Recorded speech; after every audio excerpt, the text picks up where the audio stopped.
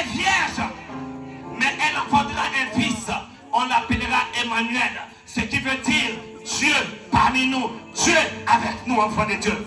Il s'est révélé de différentes manières. Mais Jean, qui l'a connu d'une manière exceptionnelle, nous dit en Jean 1:1, au commencement était la parole. La parole était avec Dieu et la parole était Dieu. Il dit à l'intérieur de la parole, il y avait la vie et la lumière des hommes. La parole était faite chair, elle habitait parmi nous pleine de grâce, mais à tous ceux qui l'ont reçu.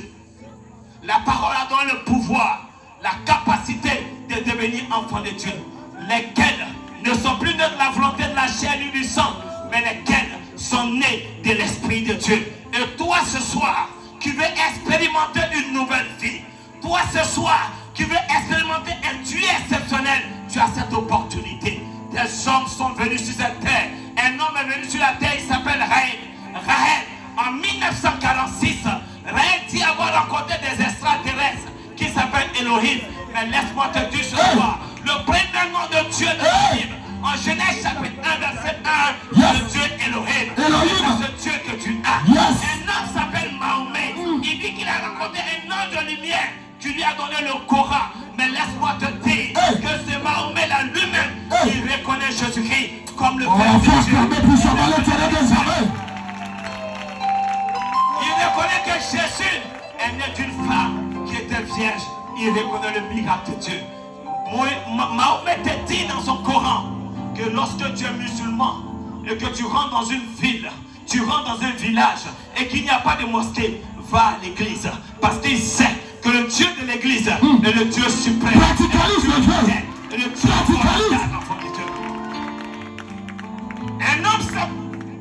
un homme s'appelle Bouddha. Il a enseigné la science. Il a enseigné la connaissance. Et selon le bouddhisme, enfant de Dieu, il y a 10 états. Et quand tu atteins le 10e état, tu deviens immortel. Bouddha lui-même n'a pas pu atteindre le 10e état. Mais ils disent dans le bouddhisme que Jésus-Christ a atteint le 9e état, l'état du bodhisattva. Ça peut te dire, enfant de Dieu, que le bouddhisme reconnaît la personne de Jésus-Christ de Nazareth. Alors, enfant de Dieu, toi qui ne le connaissais pas, je suis venu ce soir juste pour te le présenter et te donner l'opportunité de le connaître. Il est également le Dieu qui crie et qui intercède pour toi. Les gens se sont trompés. Et d'autres, quand ils passaient, on dit voici le fils de Marie. Quand ils passaient, d'autres ont dit voici le charpentier. Donc quand ils passaient, d'autres ont dit non, voici le petit garçon qui est en train de passer. Mais quelqu'un d'autre l'a vu dans une autre dimension. Il dit voici l'agneau de Dieu qui ôte le péché du monde. Qui ôte le péché du monde. Pendant qu'il le frappait, il pensait qu'il frappait un brigand. Pendant qu'il était en train de le piétiner, il pensait en train de piétiner un brigand. Un malhonnête, un malfrat. C'est ce qu'ils avaient dans leurs pensées.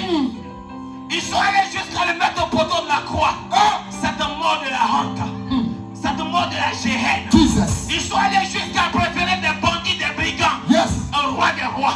Mais ça a été juste une erreur. La Bible dit qu'il était au poteau de la croix. Mais ils ont dit non, ça ne suffit pas. Il faut qu'on lui transperce le côté. Mais quand ils ont transporté le côté, ce qui est sorti était un miracle vivant. La Bible nous enseigne qu'il est mort. Mais il ne pouvait pas mourir enfant de Dieu. Parce que ce qui est en lui, la Bible dit en Colossiens 2:9 que toute la plénitude de la divinité habita corporellement en Jésus. Ce qui est en lui, enfant de Dieu, ne pouvait pas mourir. Il a choisi de lui-même de rendre l'esprit au Père. La Bible dit qu'il rendit l'esprit. Et c'est quand il a rendu l'esprit que Jésus a connu la mort au poteau de la croix. Pour toi et pour moi, enfant de Dieu. Pour toi et pour moi, enfant de Dieu. Ils étaient tellement contents de cette victoire. L'imposteur, on vient de le tuer. Le malhonnête, on vient de l'assassiner. Le dérobeur, on vient de le tuer. Celui qui faisait que nos synagogues se vidaient et on suivait un voyou, nous venons de le tuer. Ils sont allés et ils l'ont enterré, enfant de Dieu. Ils l'ont enterré. Et quand ils l'ont enterré, ils ont dit il a dit détruisez ce temple et en 3 jours je le rebâtirai. Il ne faudrait pas que ça s'accomplisse. La prophétie ne doit pas s'accomplir. La parole ne doit pas s'accomplir. Mais ils ont oublié qu'un homme de Dieu a dit dans les Écritures que si cette parole ne tarde, attends-la. Attends-la. Je te dis ce soir, Attends-la. la parole sur ta vie, attends-la. Attends. Parce que je le connais comme le Dieu que je le connais comme le Dieu proche. Proclame une parole, ça l'amène à l'accomplissement. Je le connais comme le Dieu de la fidélité. Et je vais t'inviter ce soir à expérimenter ce Dieu de la fidélité. Ils ont dit la parole ne doit pas s'accomplir. Mais la parole est l'esprit. On ne peut pas attraper la parole. Jamais. On ne peut pas l'emprisonner. Yes. Elle a été libérée. Or, celui qui a libéré la parole, quand il dit que la lumière soit, la lumière fut. La parole avait déjà été libérée. Ils ont dit non, mettons des gardiens là où on l'a enterré. Mettons un caillou là où on l'a enterré. On va fermer. De telle sorte que, au grand jamais, la prophétie et la parole ne puissent s'accomplir. Ils ont menti. Et c'est ce qu'ils ont fait. Ils étaient tellement rassurés qu'ils étaient dans leur bon droit. C'est comme ça que vous rencontrez des hommes et des femmes en ville qui se disent des grands intellectuels, qui se disent des sachants, qui viennent discuter matin, midi et soir. Laisse-moi te dire, enfant de Dieu, ce soir. Dans ma version païenne, tu ne peux pas discuter avec moi. Dans ma version païenne, tu prends ta Bible et que je te prête mon évangile païen. Tu vas jeter ta Bible et tu vas mettre ça au feu. Dans ma version païenne, je suis allé à l'islam, j'ai pratiqué l'islam. Dans ma version païenne, j'ai été bouddhiste. Dans ma version païenne, j'ai été théma. Dans ma version païenne, j'ai étudié les 5 grandes religions du monde. Et si tu ne connais pas les 5 grandes religions du monde, je vais te dire qu'il s'agit de l'islam, du christianisme, du judaïsme, de l'hindouisme et du bouddhisme. J'ai étudié ta religion. Mais enfant de Dieu, laisse-moi te dire, il y a un mystère de Dieu qui se déroule quelque part. Le mystère de Dieu fait que la vérité de Dieu, elle ne peut pas se cacher. La vérité de Dieu, on ne peut pas la cacher. Quel que soit là où tu mets la vérité de Dieu, elle resplendit toujours. Elle brillera sur ta vie. Elle brillera sur ta destinée. Au nom de Jésus de Nazareth. Ils ont dit, enterrons la parole. Enterrons celui qui se passe, qui se fait passer pour le Fils de Dieu. Il dit, enterrons celui qui dit qu'il est le Seigneur. Enterrons-le. Il est mort, enterré. Mais avant lui, ils avaient déjà enterré un certain Bouddha. Avant lui, beaucoup d'autres prophètes ont été enterrés. Et donc ils connaissent comment on enterre. Et puis ça ne se révèle plus jamais. Avant, il y a eu des prophètes. Moïse est mort, il a été enterré. Abraham est mort, il a été enterré. Néhémie est mort, il a été enterré. Esaïe est mort, il a été enterré. Il dit c'est un prophète comme les autres prophètes. On va l'enterrer. Il va finir pour lui. On n'a jamais vu Moïse revenir. On n'a jamais vu Élie revenir. On n'a jamais vu Michel revenir. Lui, il est qui pour revenir? Lui, il est qui pour revenir? Dis à ton frère, à ta soeur à côté. Lui, là, il est exceptionnel. Dis-lui, lui, là, il est à part. Lui, là, il ne ressemble pas aux autres. Lui, là, il a une grâce particulière. Lui, là, il a une destinée qu'on ne peut pas décrire. Lui, là, on ne peut pas l'ensevelir. Et c'est ce dernier, l'enfant de Dieu.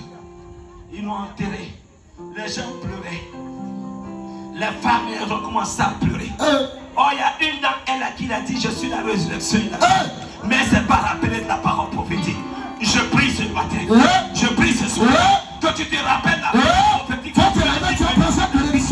Parce que quand Dieu libère la parole prophétique, tu la recevras, enfant de Dieu. Et après moi, Dieu des moines de Dieu, de Bilzodel du Saint-Esprit. Ils vont venir déménager le podium. Parce que la grâce et les grâces que je fais autour de ce programme sont des grâces particulières. In the name of Jesus. Enfant de Dieu, ils se sont dit, il est même chose comme tout le monde. Dis à ton frère, à ta soeur, regarde-moi bien. Regarde-moi bien. Je ne suis pas même chose comme tout le monde. Je ne suis pas même chose comme tout le monde. Parce que les projets qu'il a sur ma vie, il est le seul qui les a décrétés. Amen. Il est le seul qui les a écrits. Amen. Il est le seul qui va les réaliser. Amen. Il est le seul qui va l'accomplir. Amen. Et parce qu'il est fidèle, je t'annonce cette bonne nouvelle.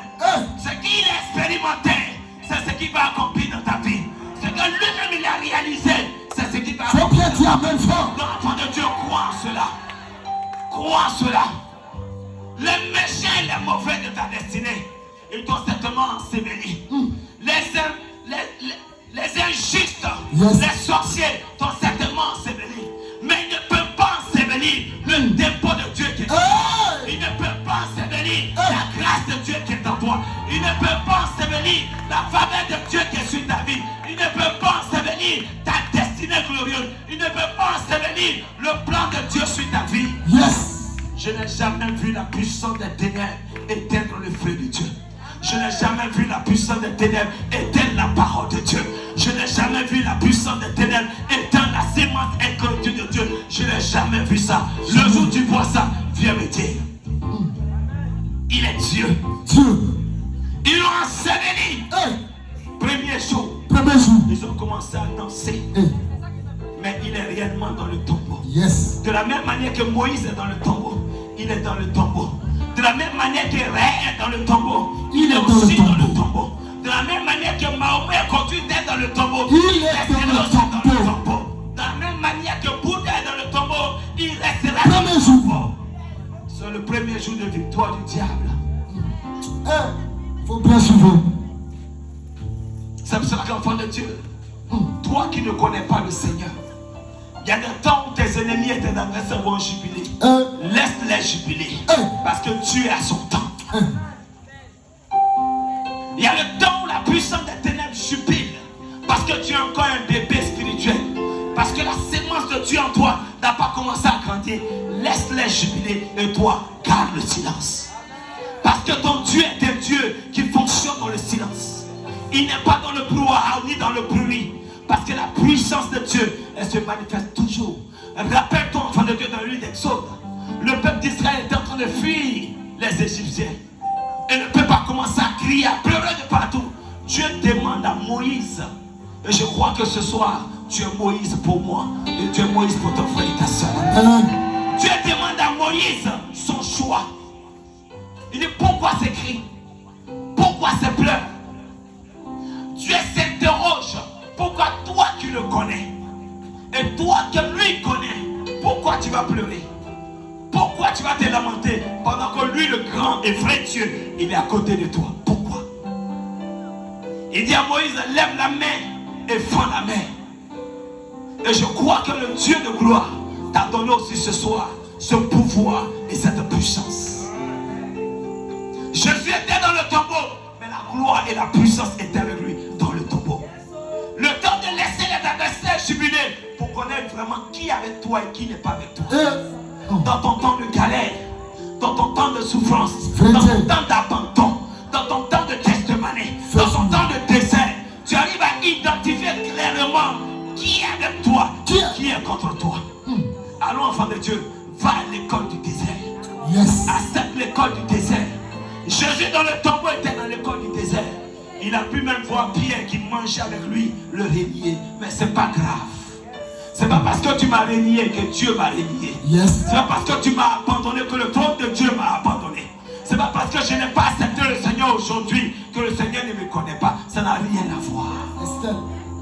La Bible dit que le troisième jour, il y a un phénomène surnaturel et supra-surnaturel qui s'est réalisé. Depuis l'Ancien Testament, ce phénomène ne s'est jamais réalisé. Et la Bible dit, on ne sait pas qui a roulé la pierre. On ne sait pas qui a déplacé la pierre. On se demande les gars là, où ils étaient. Mais tout à coup, subitement, quelqu'un qui est mort, ça fait 3 jours, arrive à être récomposé. Je ne sais pas qui t'a décomposé. Mais Yeshua Mashiach, le Dieu de gloire et le Dieu de gloire, le Dieu de puissance et le Dieu de diplomatie, le Dieu de gloire, il est capable de te récomposer. Je vais parler à une femme parmi nous ce matin. Ton foyer connaît un bouleversement. Il y a des situations lamentables qui se déroulent dans ta maison et dans ton foyer. Mais j'ordonne par l'autorité de la puissance du Saint-Esprit de Dieu que tout ce qui a été gâté se remet en place. Jésus de Nazareth.